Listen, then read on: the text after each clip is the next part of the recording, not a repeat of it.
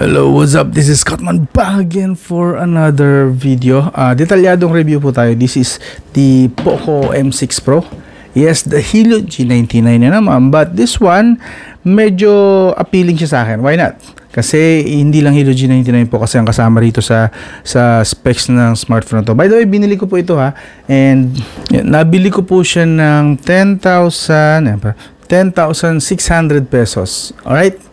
10,000, binili ko po siya, hindi po ito sponsored. So, whatever I say here sa video na to is honest and wala pong strings attached kay Poco or kay Xiaomi. Wala ang ganon. Okay?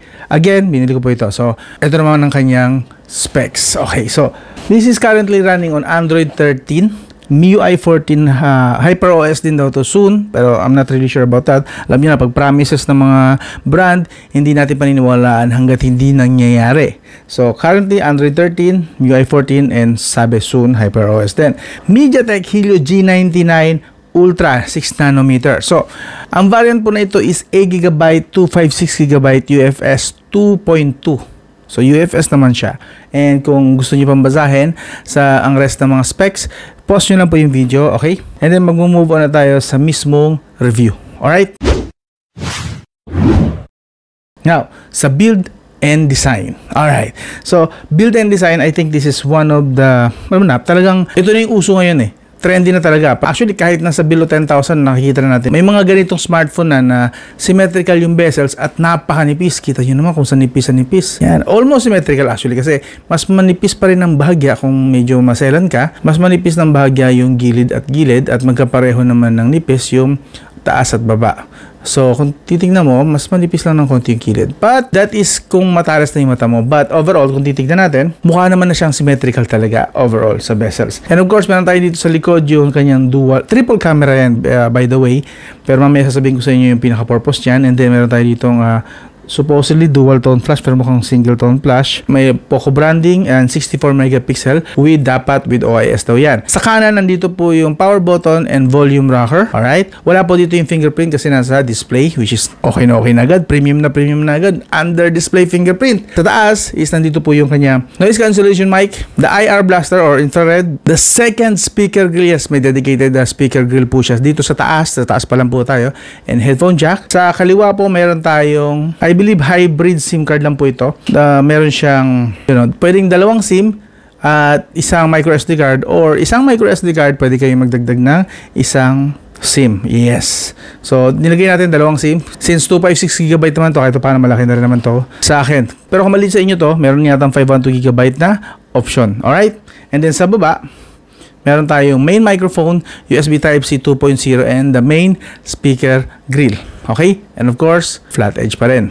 Ganda ng pagka-flat niya dito. Talagang bilog, medyo round at hindi matalas yung paligid. Okay? And of course, pansinin ko rin pala is yung kanyang design. Kung familiar nga kayo sa Google Pixel 2 yata or 3, something like that. Basta around that, early ages ni Google Pixel, yeah, same. Similar ng concept na. Pero yeah, pero para sa akin maganda to kasi wala yatang violet dati si Google Pixel. So, maganda to. Nagagandahan ako sa kanya design overall. Alright? So, sa design para sa akin, mukha siyang premium. Mukhang premium, feeling premium, and kahit pa paano yung materials niya rin is feeling premium din naman. Of course, plastic lang po yung frame nito ha. Plastic frame, plastic back, and of course, glass front or glass panel or glass display.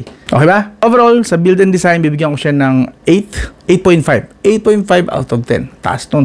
Kasi maganda naman talaga siya. Ngayon, lipat naman tayo sa display.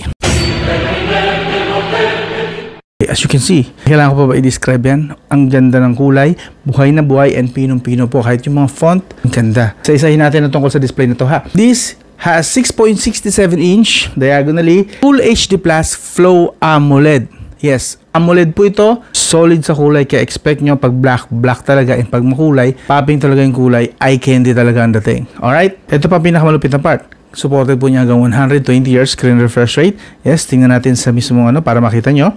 Punta tayo sa display. And refresh rate, yeah, makikita nyo 60 and 120 Hz. Wala pong 90 Hz. Sadly, dapat meron for option para balance yung smoothness and battery life sana. Pero nandiyan na yan, 120 Hz and 60 Hz available na settings. And bago tayo umalis dito sa refresh rate, pansinin nyo itong apps using high refresh rate. Maganda na ino-open nyo ito and then ilalagay nyo rito or pipiliin nyo lang is yung mga games nyo nyo para mas makatipid kayo and magamit nyo lang yung high refresh rate, yung 120Hz screen refresh rate sa mga games lang. So, tanggalin natin to, yung mga hindi naman pang games. Mas maganda yung ganon. So, kumbaga mag-activate lang yung 120Hz kapag nag-games kayo. Ayun, ito sa Farlight, supported nyo dapat yung 120Hz. Mga ganan. So, pipiliin nyo na lang para mas ma-maximize nyo yung battery and, of course, makuha nyo rin yung 120Hz kapag nag-games na kayo. Okay? Sa multi-touch naman, supported po niya hanggang 5 lang. So, sa mga naglalaro ng multiple na daliri, sa Mobile Legends at saka sa Call of Duty, supported niya lang po hanggang 5 multi-touch. Okay? And then, meron din tayo sa touch sampling rates. Ang pinakamataas na register na kuha natin is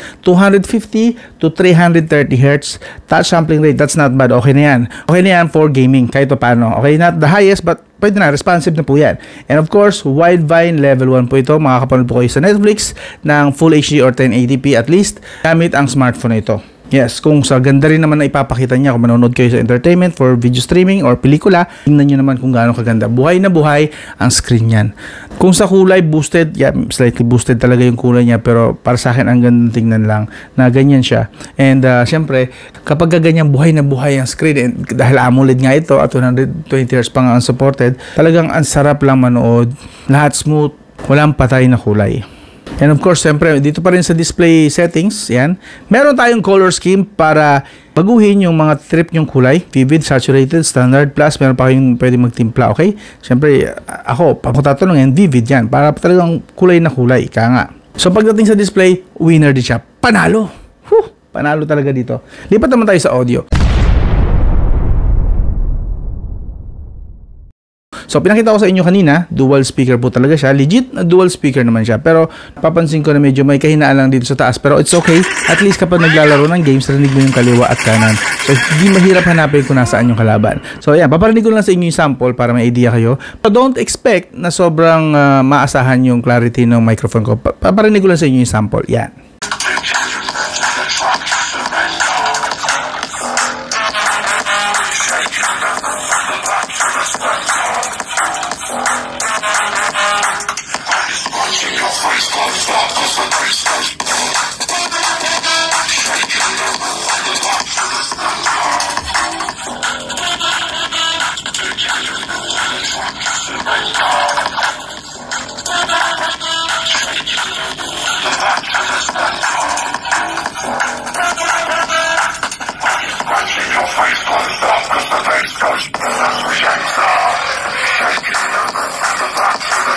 Okay, so ang technology nga pala na ginagamit dito is Dolby Atmos, as you can see.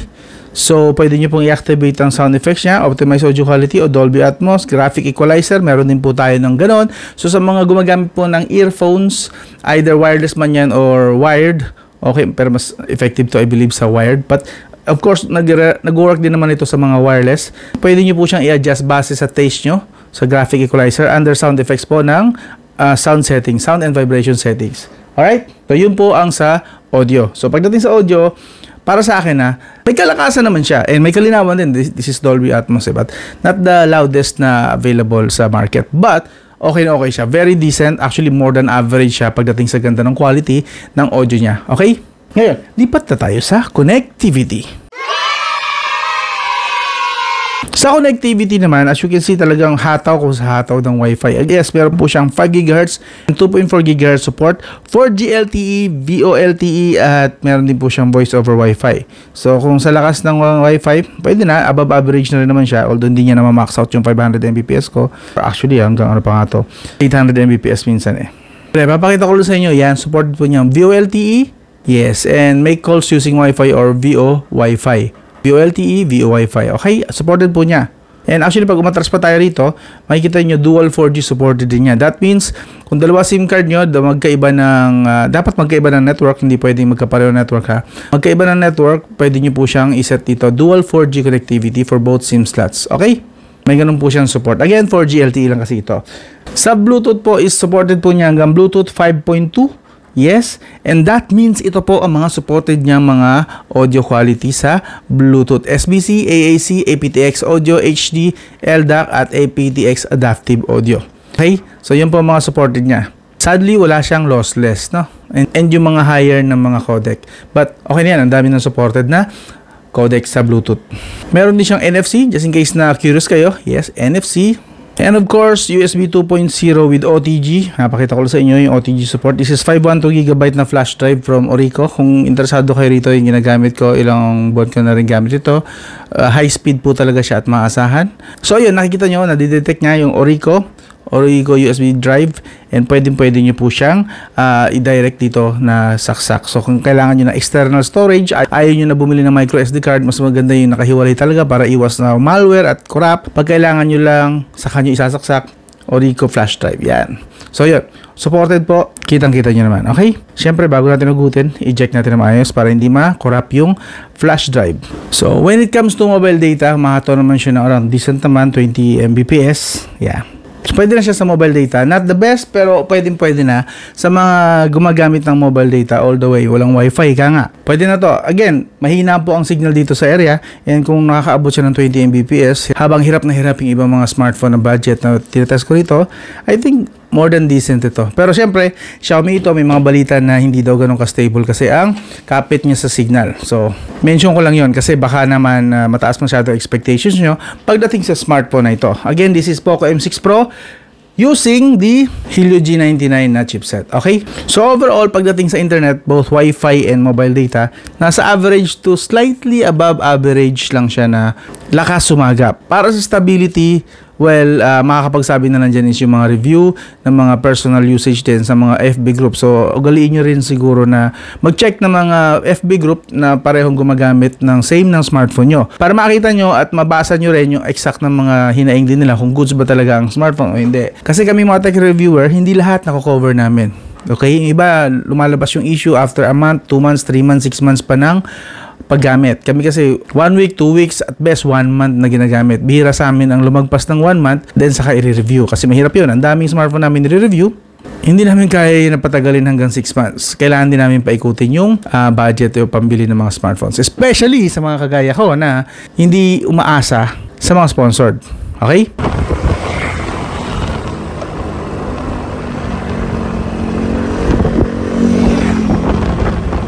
Ngayon, lipat na tayo sa camera. Sa camera, meron tayong 64 megapixel na main camera. This has f1.8 aperture with OIS. Take note ko na, nakasulat naman kasi dyan, OIS. 64 megapixel with OIS. 8 megapixel na ultra-wide at basurang 2 megapixel na macro. Okay? And meron tayong 16 megapixel sa front. Papakita ko sa inyo yung mga test. But, papakita ko muna sa inyo yung interface ng mga camera bago tayo dumiretso sa mga test. Okay? So, as you can see, ito po yung kanyang view. Pakita natin. Yan, para may nakikita lang, may nafokusan. Actually, maganda po yung kanyang interface. I mean, as usual, para sa mga beginners, sa mga hindi masyadong advanced user, meron siya mga ganito, okay? Short film, panorama, 64, slow motion, time-lapse, long exposure, and night mode, portrait, photo, video, documents, pro. Okay? So, wala naman ditong macro shots. So, I don't know bakit nilagyan nila ng macro lens kung wala namang macro shots dito na naka-indicate. But, if we are using the macro, again, sabi kung magana, takpan nga natin kung gagana ba ang macro. Tinakpan natin, ha? Gagana ba kaya ang macro kapag nag-macro shots tayo? Lapit pa tayo ng konti. Oh, linaw. Ang linaw. Parang hindi tinakpan. Magana, pamparami lang yan para hindi sila masabihan na 2024 na, iisa lang ang camera na gamit ng smartphone mo. Pinadadami nila para kunwari high-tech. So yan. Anyway, pinakita ko na sa inyo and punta na tayo ngayon sa mga sample pictures na nakuha na natin. Okay? So yan. As you can see, buhay na buhay po ang mga kuha dito. Ang ganda actually. And I believe para sa kanyang price tag na 11,000 to 12,000. Sabihin natin 11,000. I believe nasa 11,000 talaga siya. Pero nabili ko siya ng 10,600 eh. Sa price tag niyang ito, ang ganda ng mga shots. Buhay na buhay talaga. And ang ganda rin ng separation ng background. Kung makikita nyo dyan. Kita nyo naman, ito. Nung pumunta kami ng Tagaytay, talaga namang yung details ng mga dahon. Sobrang minor lang ang softening na nangyari. And then ito, buhay na buhay yung bulaklak doon sa Tagaytay. Tagaytay ito eh. Kinuha na ko last time. Ganda, no? Pagdating sa details. So, kuha pati yung mga ang tawag dyan, yung inaano ng mga bubuyog, may mga nectar. Ganda ng kuha. And then what else? Ito sa video na to eh. Kuha na ko lang siya kung magiging kakaroon ng exposure, high exposure. Actually, maganda naman siya. This is 60 FPS. Again, 1080p, 60 FPS both front and back ha. Yun na yung maximum nila. Pareho sila ng max video resolution sa recording. And hindi po nag-highly exposed yung langit kahit tanghalin tapat po yan. Around, I believe around 11 to 12 ng tanghali. Yan yung kuha rito. Ganda oh. Yes. Ito po. Ito yung mismo pinunta namin yung Inang Dory. Inang Dory sa Tagaytay. Actually, part pa rin siya ng Kabuyao technically. Pero papunta kasi siyang Tagaytay sa May People's Park. Pero ang ganda ng kuha. Oh, tingnan mo yung details. Oh. Look at that. Layo na niya sa akin. So pagdating sa pictures, buhay na buhay, eye candy talaga. Very suitable po sa mga social media na mga uploads. Kung gagamitin niyo to talaga for social media, which is ganoon naman talaga majority ng mga Pinoy, sa social media lang naman na-upload ito. Well, very good po ito. Okay? Ngayon, sa video recording naman, yan, tinest natin syempre yung OIS niya. And ito muna, papakita ko muna sa inyo bago ko sabihin yung verdict ko. So ito naman yung 1080p at 60 fps. Obviously 1080p at 60 fps naman both front and back, and supposedly may OIS. Sa nakikita ko, medyo stable siya, hindi naman masakit sa mata or naglalakad tayo ha, hindi naman masakit yung, hindi naman nakakahilo, parang gano'n. May OIS nagki-kick in pero not really as smooth. Hindi siya kasing smooth ng mga mid-range flagship, mga ganon. I wonder kung lipat tayo ng 30 fps 1080p at 30 kung mas smooth yung kanyang OIS. Test natin ha. So ito yung kanyang 1080p at 30 fps. Tingin ko ang laki nung difference dun sa 60 fps. Hindi pa rin siyempre flagship level na smoothest, but ganyan ka smooth, pwede na. Okay, so kung gusto nyo talagang smooth, 1080p at 30 fps, doon talaga yan. Siguro nag-work na both OIS and EIS dito, kaya maganda yung kanyang stabilization. So yeah, and kamusta naman yung microphone? Winner in fairness. Sa OIS, obviously ang layo po sa stabilization na nagagawa ng mga flagship smartphone like Samsung and Apple. Napakalayo po, but I can see naman merong OIS talaga siya na nag-work, gumagana sa video recording. So may video stabilization but not the best or at par sa mga magagaling talaga ngayon like sa iQOO. Yung another Vivo brand, under Vivo po yun, malayo. So overall, okay yung camera sa likod. Panalo naman. Sa front naman, ito naman mga napoproduce niya. As you can see sa front, yan, makita nyo sa screen, is medyo slightly may nakipapansin lang akong beautification, but overall, again, for social media lang din naman ang gagamitin. I believe okay na to para sa most people. Okay? Not flagship level yung front camera, but good enough for social media. And separation background, yung dynamic range, yung black and white na pagkakahiwalay ng mga objects and location sa within the picture, ang ganda po. Yeah, may konti lang talaga ang processing na nahalata natin, and matatawag ko na rin na medyo may beautification talaga. But overall, again, it's good. Okay na okay para sa kanyang price tag. Solid. So ito ang 1080p front camera, 1080p at 60 fps. Actually, ang ganda nung background lang highly exposed, pero yeah, pwede na. Background lang talaga actually. Pwede na, pasado na sa akin to, not bad. Hindi naman niya ako bino-beautify. Andun pa rin yung mga wrinkles ko, tumatanda na, and imperfections sa mukha. Pwede, okay na to. Again, this is 11,000 pesos. I think this is more than okay for the 11,000 pesos. Yeah. Kumusta naman yung microphone? So for the camera, again, okay na okay siya, goods, pasok, panalo, lalo sa price tag niya na 10,500 or 11,000, sabihin natin 11,000 pesos. Okay na po ito, hindi na po kayo lugi sa camera. Buhay na buhay ang kulay, ganda ng kuha niya, solid. So lipat naman tayo ngayon sa battery. This Poco M6 Pro has 5,000 mAh na battery. Supported po niya hanggang 67 watts charger. So, kaya po niya i-full charge ang smartphone ito from 15% to 100% within 40 to 55 minutes. Not bad. At least, hindi abot ng isang oras. So, mga dalawang episode ng anime. Kung manonood kayo ng anime, pwede na. Or pag kumain kayo tanghalian, sakto na siguro yan. Unless lang kung mabilis kayong kumain talaga. No bypass charging. Wala akong napansin dito na bypass charging effect or feature. Even dito, hinahanap ko kung mayroon bypass charging sa kanyang gaming mode. Wala eh. So, wala talaga siyang bypass charging. Ngayon punta tayo sa settings kung baka mayroon lang ako nakaligtaan. Wala talaga. Ngayon, syempre, chinek natin yan sa PCMark. PCMark is yung endurance ng battery niya kung gamit natin depende sa kanyang brightness, pero syempre light use lang. At ito po ang resulta. Sa full brightness po, full brightness, full volume with internet, almost 10 hours. Ganda. Above average po yung kanyang battery. Again, full brightness po ito ha. Ngayon lipat tayo sa, nilagay ko lang siya sa 80% brightness. 80% brightness. Trip ko lang, hindi dinagdagan ko lang yung test. Pinahirapan 80% brightness, 80% volume with internet. Lagpas lang ng konti ng 10 hours. And finally, sa half brightness, half volume. Take note, half brightness lang po to, half volume para naman to sa mga nagtatrabaho lang or gamit ang smartphone nila sa hindi ganong kaliwanag like sa room lang, office yan. Pwede sa inyong half brightness lang. So, lagpas po siya ng 11 hours. So, very good po yung battery actually. Not bad sa kanyang 5,000 mAh and maganda rin kahit paano yung optimization dito ni Poco M6 Pro. So, sa battery, solid, panalo, pasado. Ngayon, lipat na tayo sa performance. Sa CPU throttling test na 60 minutes, syempre, kapag nag-games kayo, hindi naman 60 minutes lang madalas na inuubos nyo. So, 60 minutes test, lumagpas naman siya ng 150,000. 175,000, not bad for a CPU throttling test with 90% stability. 40 degrees Celsius lang yung max na kanyang temperature. I believe na videoan kaya ito. Pakita ko lang dyan sa inyo sa screen. Yan, actual po yan na temperature. That's 40 degrees Celsius. Sa Geekbench naman po, 1,294. This is the GPU result. And ito naman po sa single core CPU and multi-core. Actually, single core 732 and multi-core 1,984. So, hindi mataas. Pero syempre, expected na yan sa Helio G99. And gusto ko lang siguro linawin yung Helio G99 Ultra na nomenclature na yan. No? Hindi po wala po ako nakikitang special sa at least sa sa clock speed na pinapakita niya, sa overall na character ng isang Helio G99. Helio G99 pa rin po ito. I think it's malaking BS po na nilagyan pa nila ng Ultra. Parang ginagaya na lang nila si iPhone na nilalagyan ng mga fancy names, yung mga chipset para magmukhang mas mataas, mas malakas, or kunwari sila ang original or sila ang nauna sa technology na yun, but hindi talaga. So Helio G99 pa rin po ito and wala pong special sa Ultra na nilagay nila sa pangalan. Helio G99 Ultra daw?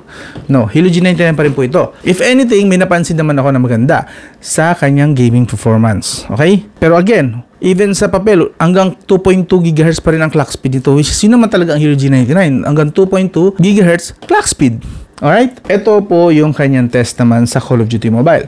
Siyempre, naka-default po tayo sa medium graphics. Sinet natin sa high FPS. Yan, default po yan. Nung nilalaro na po natin, stable po siya sa 40 to 55 FPS and in fairness sa temperature, 37 degrees Celsius. So, malayo sa overheating. Ang ganda. That's 2 games ang nilaro ko dyan. And hindi naman siya umaabot ng 40 degrees Celsius, which is very nice. Very good. Masarap maglaro po rito. Hindi siya sluggish. Okay? So, papakita ko na rin sa inyo actually yung kanyang record.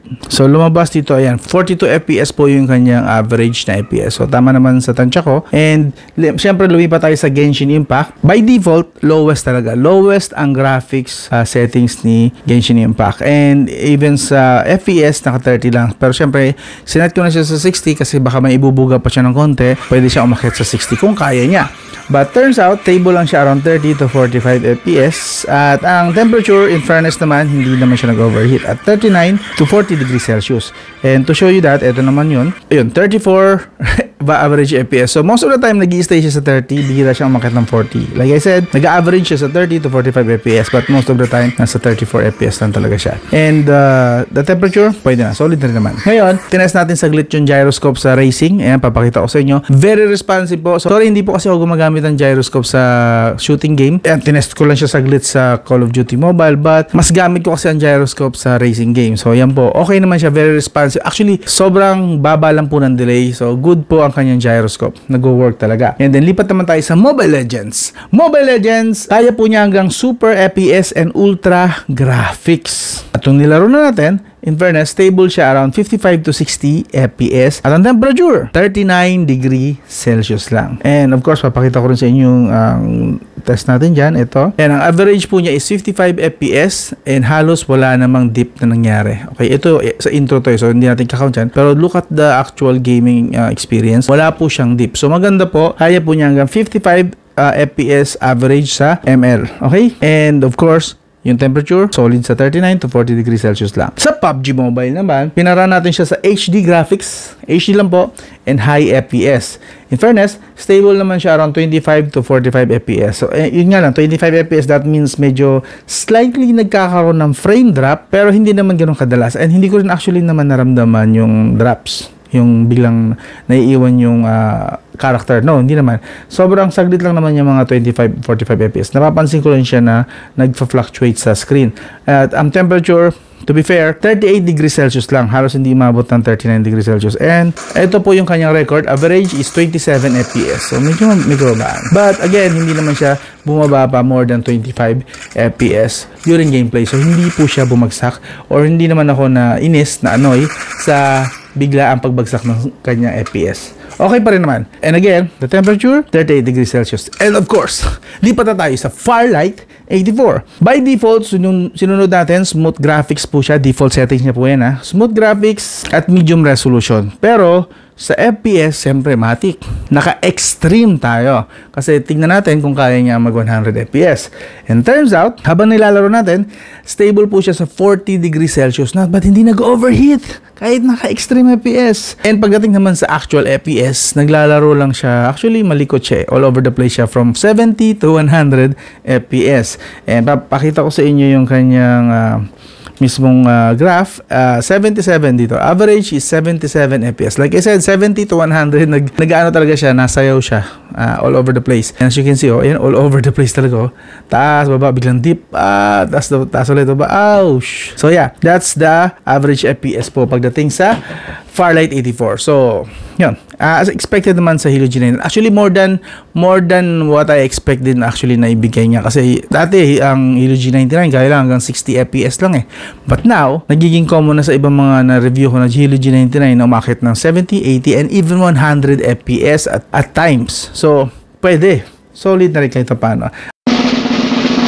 Yun na tayo sa final verdict. So, final verdict. Sa kanyang price tag na 10,600 pesos o sabihin natin 11,000 pesos, sulit kaya siya. Okay. Personally, ako mismo, magsasabi sa inyo, sulit siya. Okay? So, bago kayo mag-react, Hilo G99 lang yan ah. Bakit sulit? Ano ka ba? Hibang? Well, again, kung napanood nyo yung unboxing ko, like I said, hindi po Hilo G99 lang ang babayaran nyo rito. Ang babayaran nyo rin is itong AMOLED, Flow AMOLED po ha, to be exact, Flow AMOLED 120Hz screen refresh rate with under display fingerprint. Hoop. Accurate siya, at least 9 out of 10 yung error niya. Pero pwede na yun. Sobrang accurate naman na. Accurate na siya. Above average na sa accuracy. So again, one last time. O, di ba? May kabagalan nga lang kasi may animation pa. Again, kasama yan sa babayaran mo na 11,000 pesos. Ano pang meron? 67 watts fast charging, camera sa likod na 64 megapixel with OIS. Tingin mo hindi pa ba sulit sa'yo yung 11,000 pesos? Hindi pa ba sulit sa'yo yun? So, kaya masasabi ko sa inyo, wag lang yung chipset minsan titingnan natin. Minsan, baka maganda kasi ang isinama nilang ibang features. Like this one, maganda yung camera, solid yung battery life. Nakita nyo, above average yung resulta ng PC Mark. May ganito kayo kagandang screen, may under display fingerprint kayo, ganitong design, mukhang premium, tapos yung bezels ang nipis.